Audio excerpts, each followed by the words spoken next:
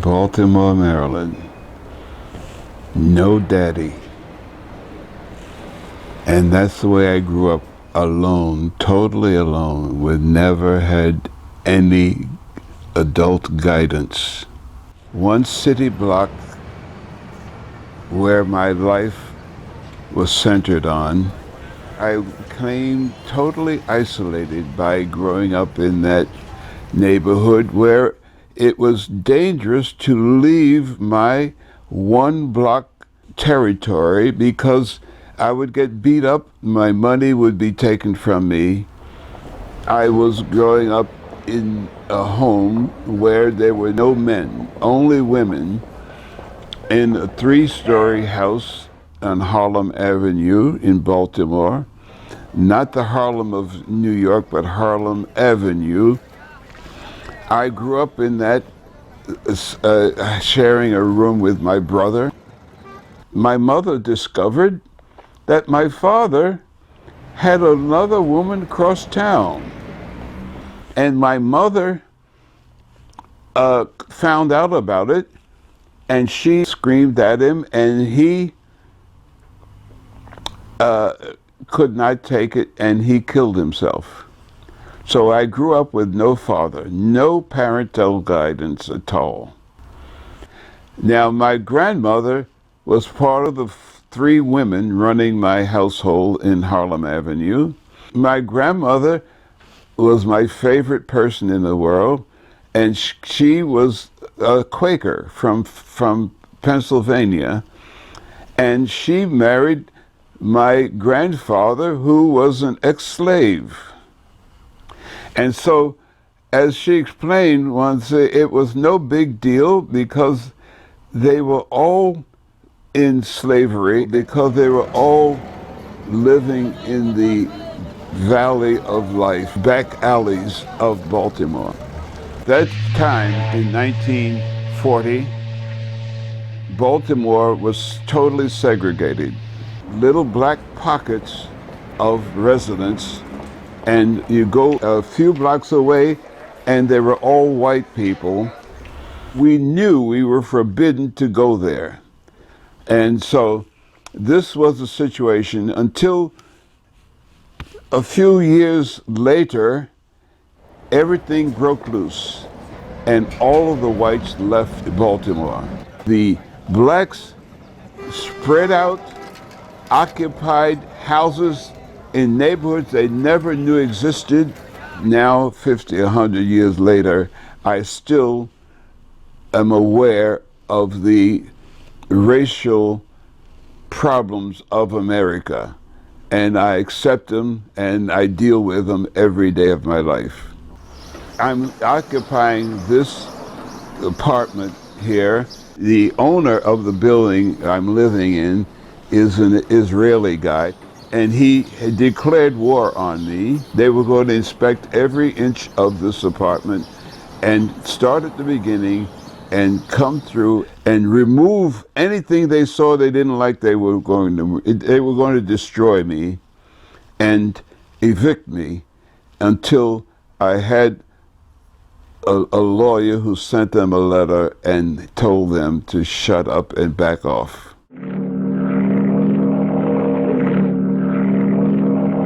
I decided I would be a seaman. Rather than go to the military, I would get on one of these ships.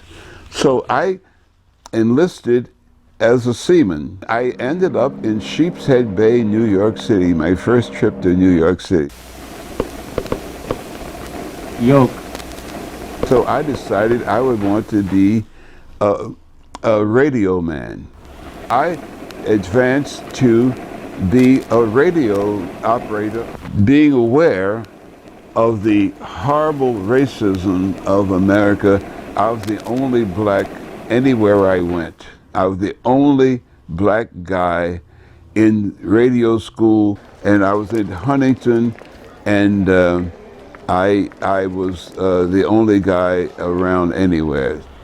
And on weekends from that radio school, I would take a hitchhike to Harlem to go to the Apollo Theater.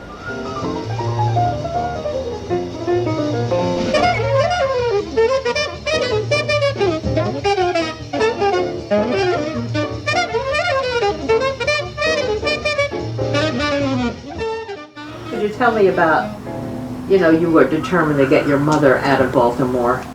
So I came to New York and established myself in a rooming house in Harlem. Very nice neighborhood. I felt guilty because my mother, I left in Baltimore, was working as a maid for people who were really awful treatment.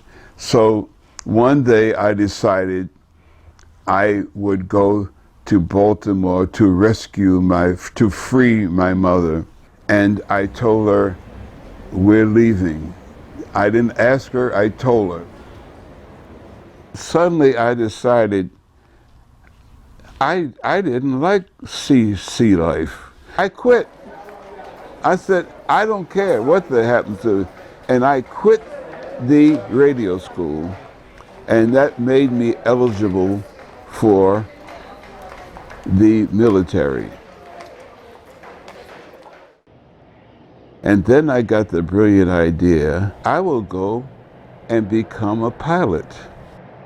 When I got to Baltimore to take my exam to be in the military, to maybe be a pilot, I was entered a room in Baltimore where all the recruits, about 30 guys were there, and me. I was the only black guy in the room.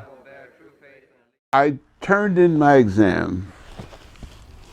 The next thing I knew, people were looking in the room, and everybody who was working in the place was coming to look and see who I was.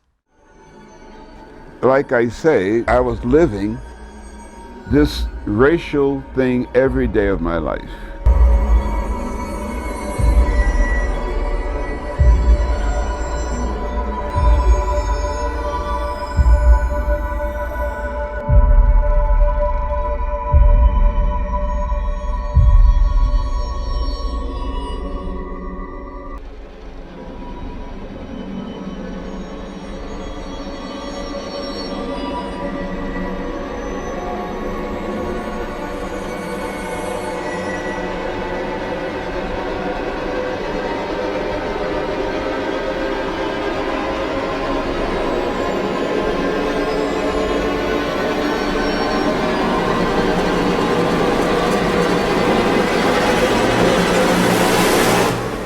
Now I was transferred to Tuskegee to join the Air Force, to pilot training.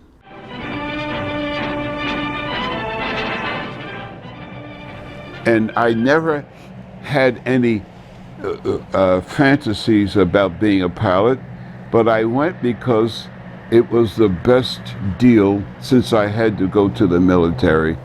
First thing is, nobody in America wanted black pilots.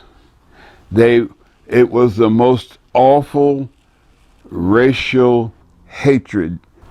Eleanor Roosevelt came to try to get this approval for black pilots. And it was a token effort.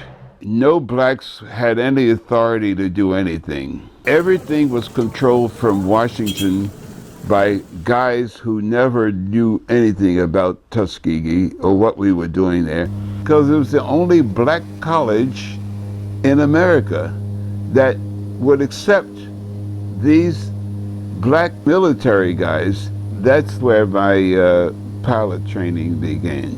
Everything controlled by white officers, and we were just there doing this game. And every day, very intelligent, enthusiastic guys were kicked out because they had a quota for this, how many they would use. So the guys were being kicked out not for stupidity. They didn't want too many guys qualifying.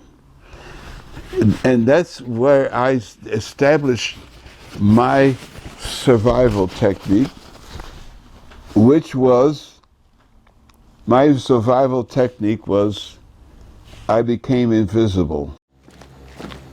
Every day I was hiding in the enlisted men shooting pool while the rest of the guys were marching to salute the flag. And this is how I survived, because at the end of my training, nobody knew me. And because when they came to my name, they didn't know who I was.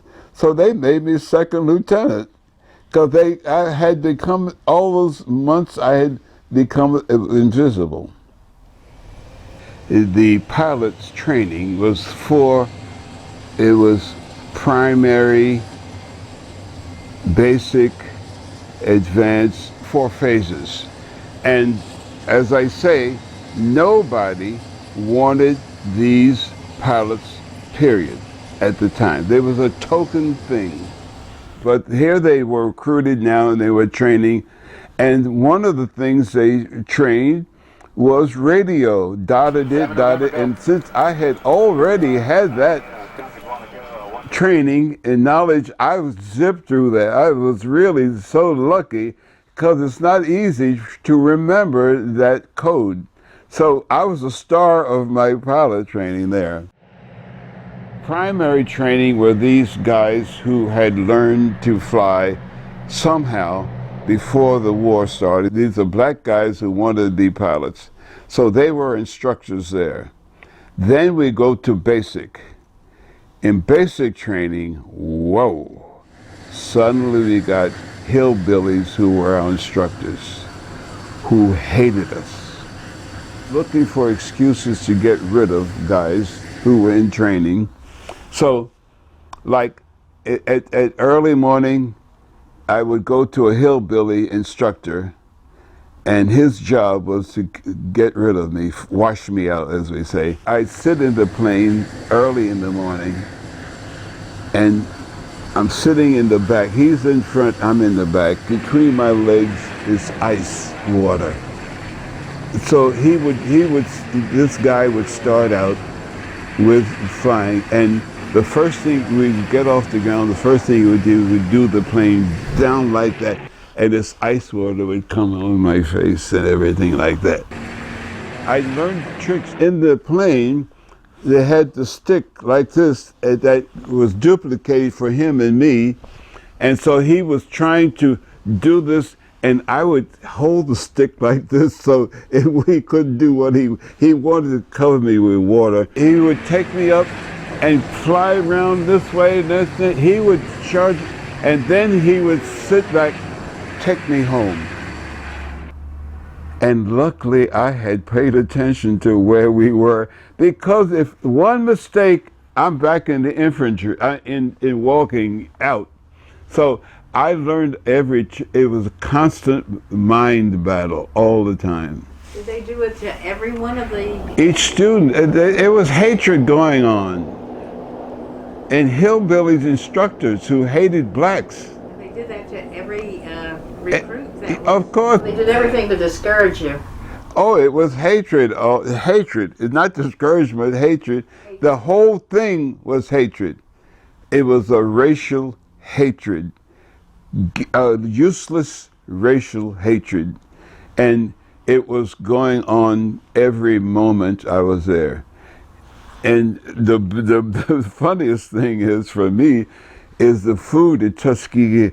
The water was so bad, I never had a drink of water. I drank nothing but Coca-Cola every day. I know to this day you still drink Coke. Sodas, sweet drinks. Of course, my teeth are gone. No, that started when I was a child. One day, when I was a kid, my mother, she took me somewhere downtown Baltimore, and the guy pulled all of my teeth with no anesthesia. And I always remember coming home on that streetcar with crying, my teeth were gone. All your teeth? Yeah, I have no teeth now. But he took all your teeth? Yeah, right, with no anesthesia. So I took a little train from Tuskegee to Atlanta to get a coach to Baltimore. And at that time, I get to Atlanta, the only coach for traveling was right behind the engine for blacks. And it had soot coming out of the engine. And when I got to that coach, it was sealed. There was no air conditioner or anything. The windows were sealed. In fact, one guy on that sealed coach put his hand through the window. It was so maddening.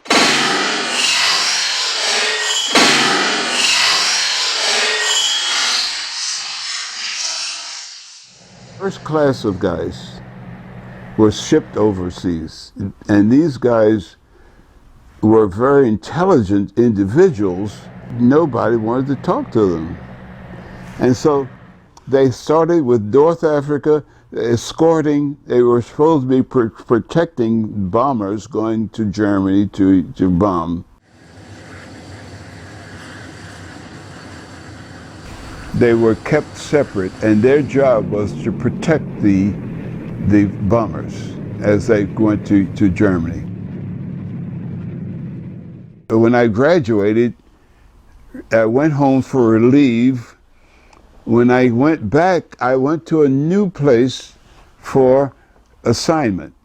And as we get to the new base, the guys who were already there, who had been to Europe, grab us and say, now you guys have to go into the officers' club, as innocently knowing that they were not supposed to be there. So we new guys, just green guys, the guys pushed us to go into, and as we entered the white officers' club, they arrested us. They declared what we did was a mutiny. 101 guys who were arrested for going into the wrong place. Their powerful protest of challenging racist segregation in 1945 paved the way for President Harry S. Truman to take action in 1948.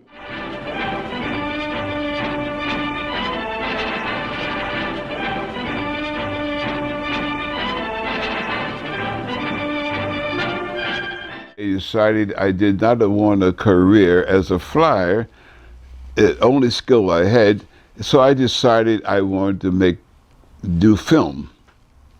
And I made the choice, and that's when I went to Houston Street with Harry Belafonte and all the other guys.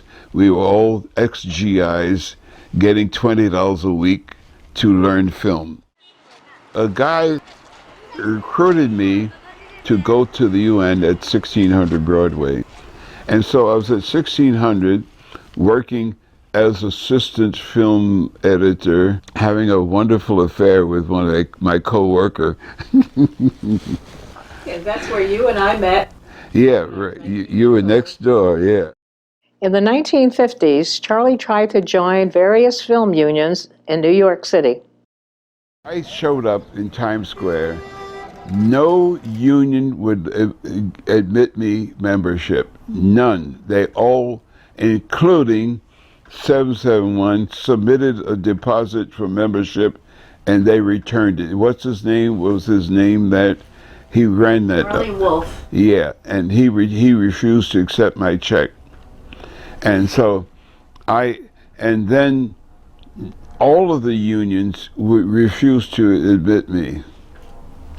And so, but the funny thing is, they refused to admit me, but a lot of ladies, especially ladies, had trouble with editing, would call me in the middle of the night, come over here, we got a problem, and I would show up as a troubleshooter and stuff like this, on 45th Street, and stuff like that, surviving in Times Square for many years.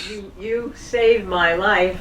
I was getting ready for a film screening for the Air Force down on 23rd Street, I believe, and the projector light blew, and you were the only one I could think of to You bring see? a bulb See, at midnight. right. And see, that's the way I was surviving.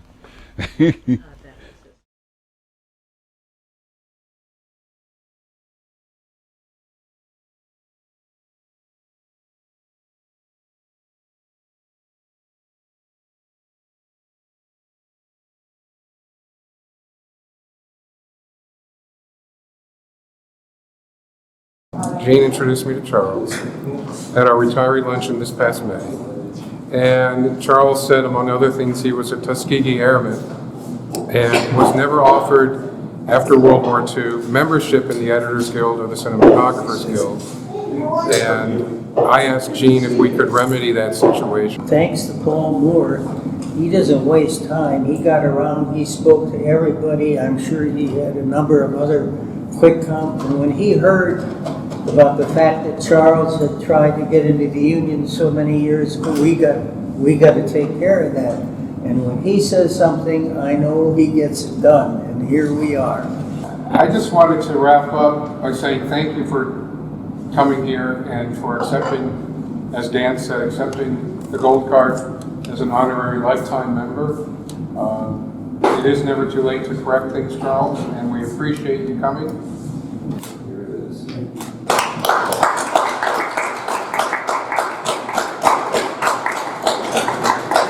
In 1961, Charlie Dorkin, cinematographer, and Bob Young, the director, went to Angola, Africa to shoot a film for NBC on the colonial Portuguese war against the Angolan liberation movements. Since the Portuguese government did not allow any reporting, they secretly crossed the Congo border into northern Angola. White Paper was the name of the project. He wanted to go to do report about the freedom of the Africans in the country next to the Congo, which was Angola. Right. So he wanted a partner to travel with. He wanted a black guy to travel with because he didn't know. I had some experience with that. And so he talked to White Paper to outfit us to go to Africa. Now, this voyage was to Leopoldville, and it was a voyage into the unknown because nobody knew what was happening there. So we arrived at Leopoldville, and on the 4th of July, we visited the leader of the Angola Revolution. Holden Roberto was the name of the leader. We were secretly there, and Holden Roberto's job was to get us to the border. One day we get the secret word that we could leave Leopoldville, go down to the border, and enter Angola secretly. A car was obtained, and secretly we headed down to the border to get into Angola. We went on and on and on for hours until we finally got to a place. They say, shh, we got a hut that we were supposed to occupy. When we got to this village, the chief of the village moved out of his thing so we could go inside.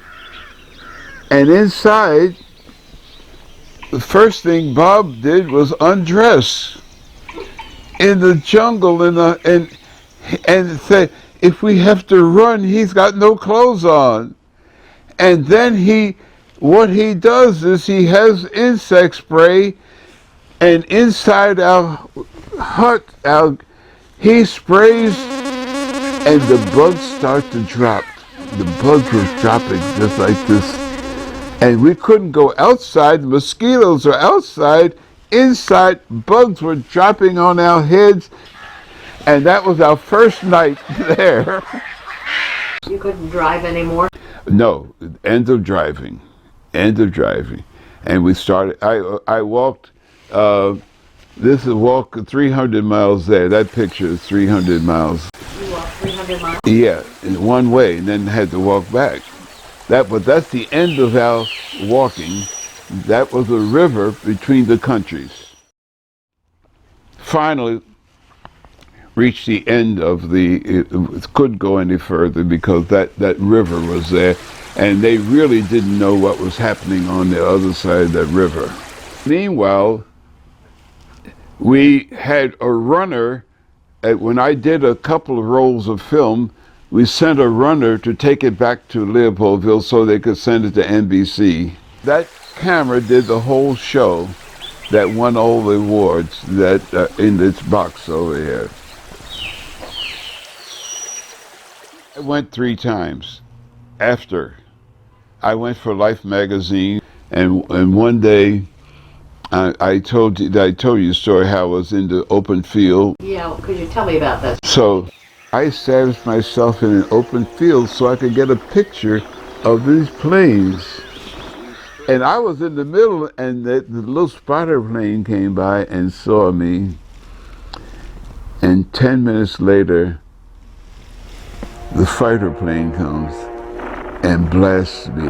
And just the land all around me was, and only they just missed me, that's all. They were blasting with gun cannon from that plane. So then, of course, the minute that was over, I told the guy, let's get in the trees. See, once we're in the trees, they couldn't see us. Let me tell you something. It sounds crazy, but in my life, I have never been afraid in my life. I've been in so many situations, it surprises me. I could tell you a long list of crazy things, from Harlem to the Congo.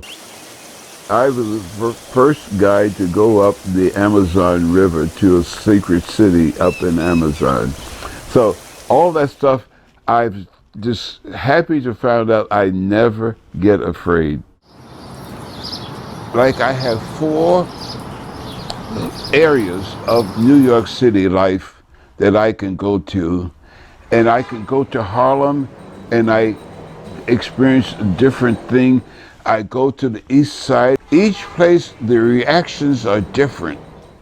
And it fascinates me that, and I adjust my psyche to deal with those situations. And like I say, I see it everywhere. Everywhere.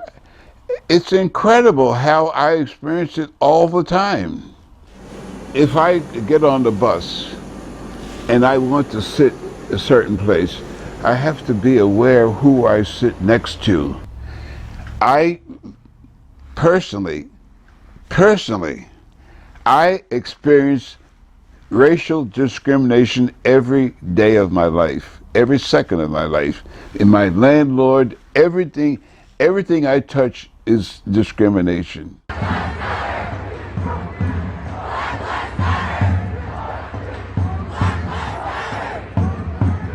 Officers are taking lawful action. Do not interfere. Stay back. Don't shoot! Don't shoot!